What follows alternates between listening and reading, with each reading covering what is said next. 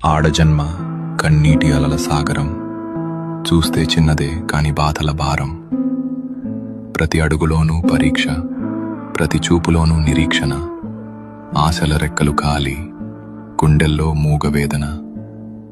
ఆ కన్నీళ్లలో ఉన్నది పిరికితనం కాదు, ఆమె నవ్వే పెదవుల వెనక ఉన్న విషాదం. లోపల ఎన్ని గాయాలైనా బయట పడనీయదు, గతం ఎన్ని చీకట్లను తెచ్చినా తలెత్తుకు బతుకుతుంది. తన కన్నీరు అణువణువున ఒక కథ.